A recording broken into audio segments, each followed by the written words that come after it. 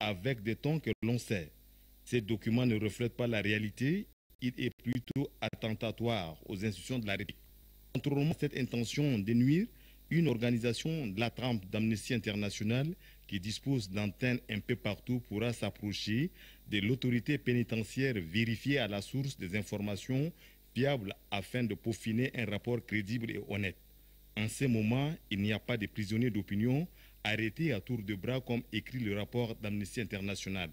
Il n'a jamais eu d'arrestation arbitraire. Cette époque est révolue à jamais. En définitive, ces rapports concoctés à la va-vite n'entamera en rien le processus démocratique enclenché au Tchad depuis plus de 2 décennies. Pour montrer leur joie suite à l'élection du Tchad comme membre non permanent du Conseil de sécurité des Nations Unies, la population du Borkou a organisé une marche de soutien à Faya. Sous la présidence du gouverneur, cette marche a regroupé toutes les sensibilités de la région. Marale Joséphine.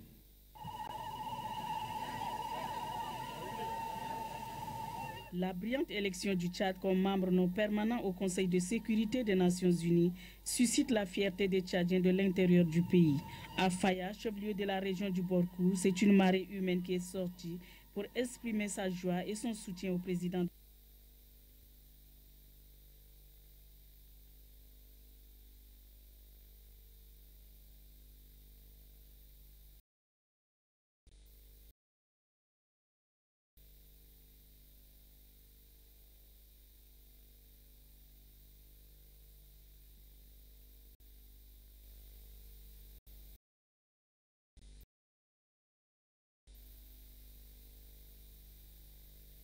Et dans le monde. Le maire de la ville de Faya-Largeau, Erendi Abakar, a aussi salué la volonté affichée du président de la République qui a su donner à la diplomatie tchadienne une place importante. Pour lui, ces efforts méritent d'être encouragés. L'occasion pour eux de remercier vivement les pays qui ont porté leur choix sur le Tchad. Le gouverneur du Borkou, Youssouf Sougoudi, qui a présidé la cérémonie marquant cette marche de soutien, s'est réjoui de la détermination du président de la République à travers ses actes concrets dans le domaine du maintien de la paix. Il exprime toute sa gratitude à la population de sa circonscription, sortie massivement à cette marche de soutien. Plus besoin de quitter le pays pour un master en hydrogéologie. Il est désormais possible de faire des études dans ce domaine et à ce niveau, ici à N'Djamena. Ceci grâce à une coopération avec la France et la Suisse. Ce matin, à la Faculté des sciences de la santé, le ministre de l'Enseignement supérieur, Lamine Moustapha, a procédé à la cérémonie de lancement officiel de ce programme de formation. Adef Ahmad Benrama. La Faculté des sciences de la santé lance de manière solennelle le master en hydrogéologie, une autre opportunité qui s'offre aux jeunes. C'est aussi la traduction dans les faits de la volonté du gouvernement lequel s'est engagé à relever les défis liés à la gestion des ressources en eau.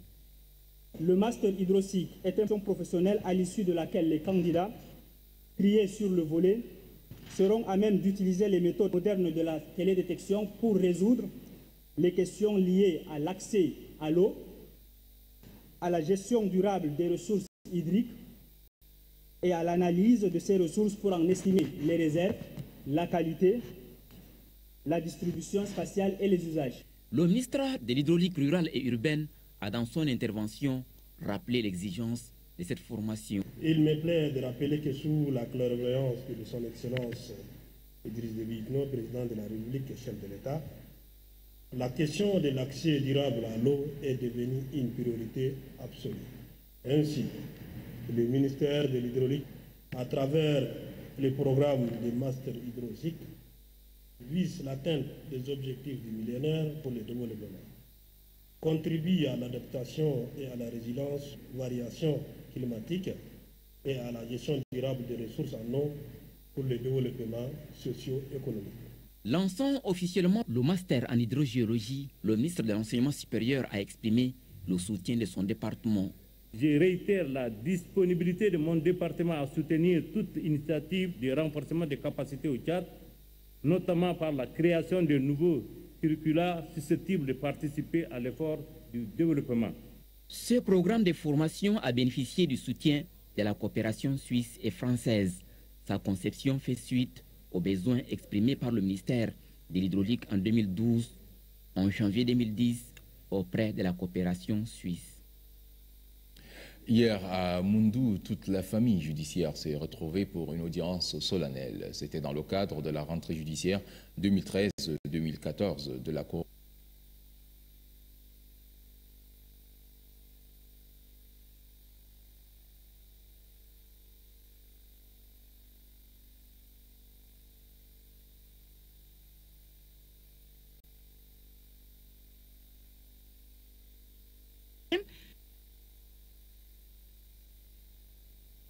Corruption en milieu judiciaire, un thème d'actualité tant dans sa dimension juridique, judiciaire que sociale.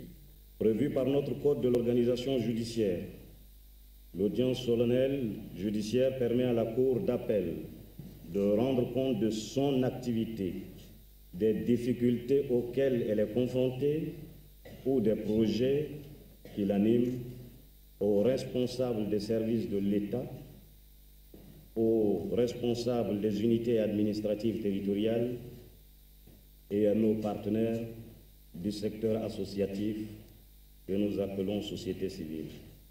Pour le président de la Cour d'appel de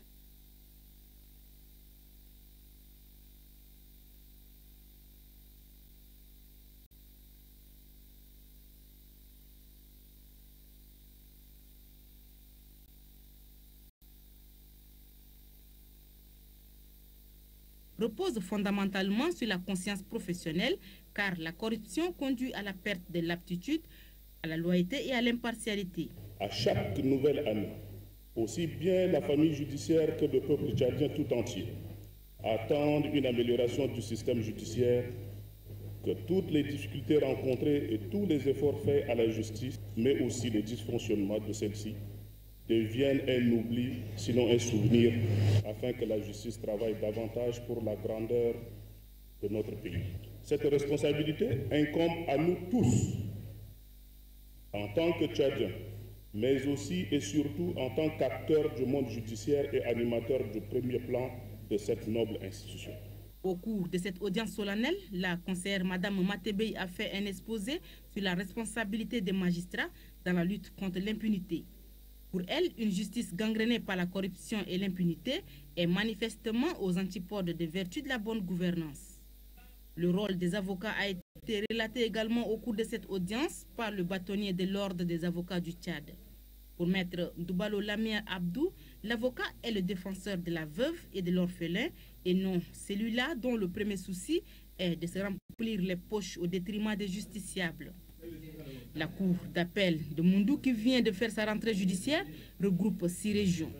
La région du Mandoul, du Logone oriental, du Moyen Chari, du Mayo-Kébi ouest, de la Tandjilé et la région du Logone occidental. Une délégation médicale cubaine est en mission au Tchad, conduite par le professeur Manuel Rodriguez. La délégation est venue offrir des prestations dans le domaine de la santé. Mais avant de lancer leurs activités, les membres de cette délégation ont été reçus par le ministre de la Santé publique. Le point avec Adoum Abdelkader. Ils sont tous médecins et constituent la brigade médicale cubaine en mission au Tchad.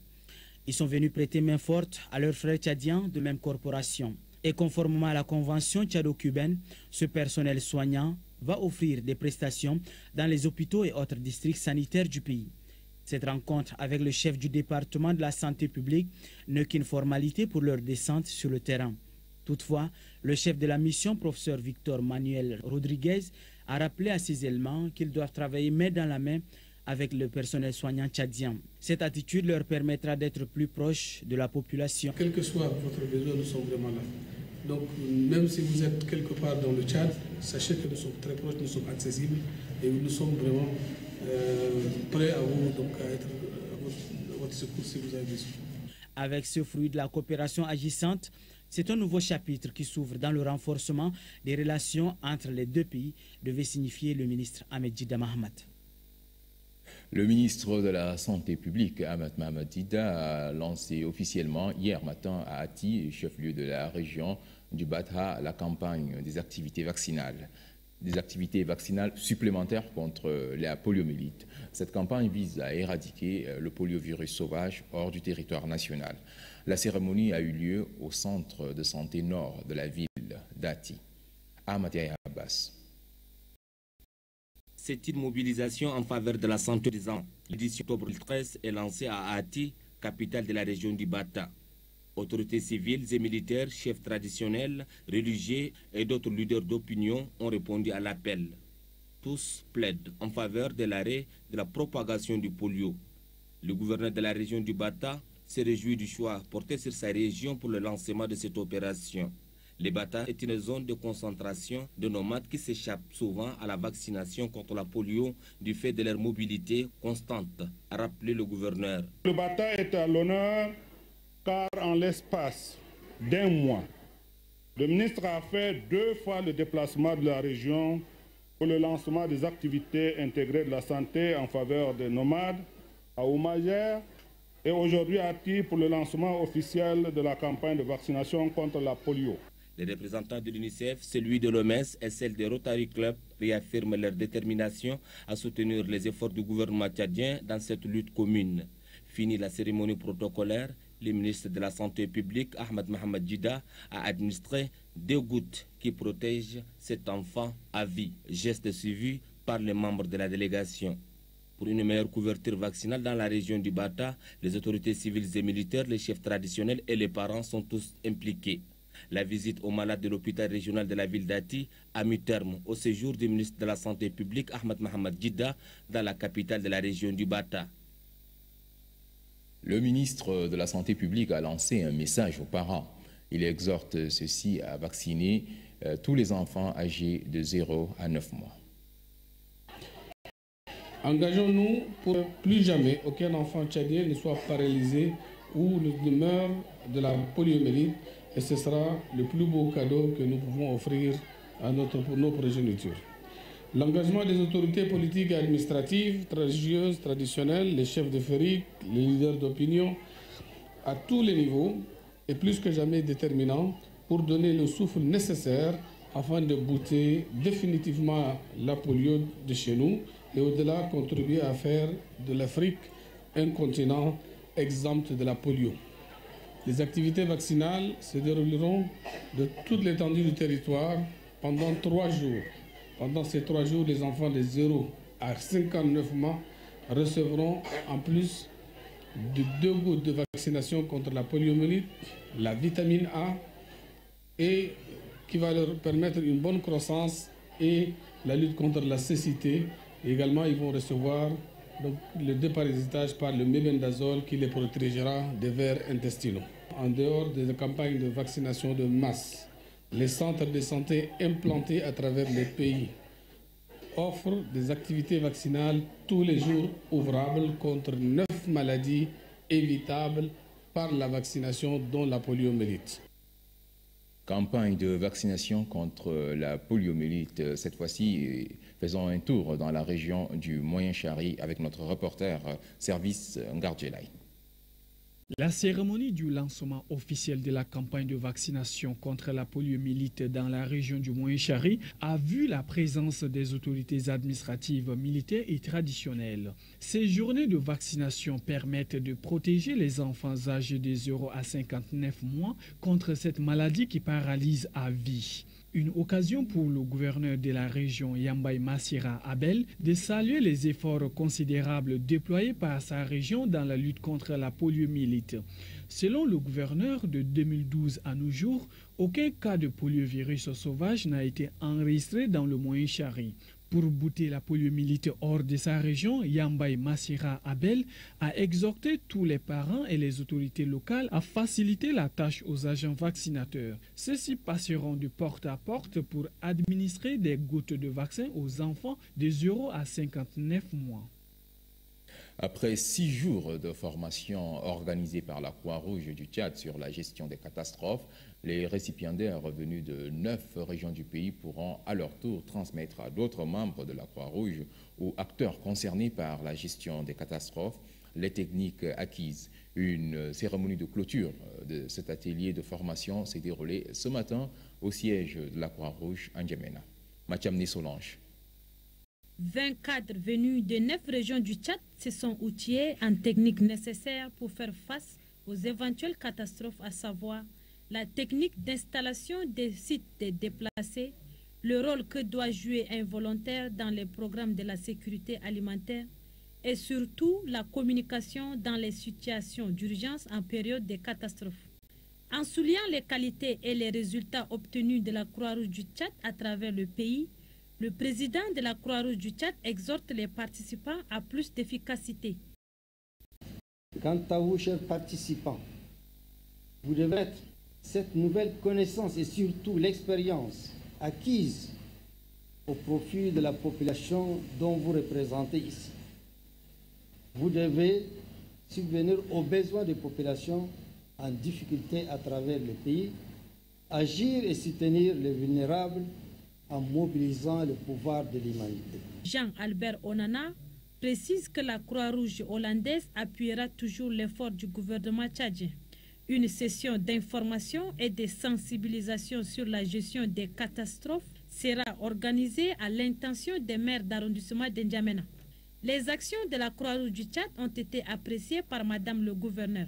Les sans-abri, les déplacés, les victimes des inondations sont de plus en plus nombreux dans notre pays. Les conflits intercommunautaires provoquent des mouvements de population. L'insécurité alimentaire, ce sont là des aléas que vous allez peut-être ne pas trouver, c'est notre souhait, mais que vous aurez à gérer des retours dans vos zones respectives. Je tiens à remercier et à féliciter la Croix-Rouge néerlandaise, les formateurs de la Croix-Rouge du Tchad. Les bénéficiaires de cette formation sur le thème « Formation à l'équipe nationale aux réponses catastrophes » sont appelés à leur tour à former les volontaires et secouristes de leurs localités respectives. Un nouveau regroupement politique dénommé Alliance démocratique de l'opposition, ADO, vient de voir le jour. 3 partis de l'opposition ont signé ce matin à la Maison des médias la plateforme créant cette alliance. Souleymane Diabo. Tous se sont engagés en faveur de l'ancrage de la démocratie, de l'unité nationale et du progrès social au pays. Les 3 partis politiques en question ont matérialisé cet engagement par la signature d'un protocole d'accord. Et la coalition est dénommée Alliance démocratique de l'opposition ADO. Les signataires de cette plateforme sont le président du Parti des démocrates et socialistes PDS, Djividi Boukar, celui du Front populaire pour la liberté et le socialisme FPLS, Mohamed Abba Ahmad Djabou, et le président du Parti du peuple pour la République, PPR, Attahir Mohamed Moussa. Du coup, les 3 chefs des partis politiques sont désignés respectivement porte-parole adjoint et rapporteur de l'Alliance démocratique de l'opposition.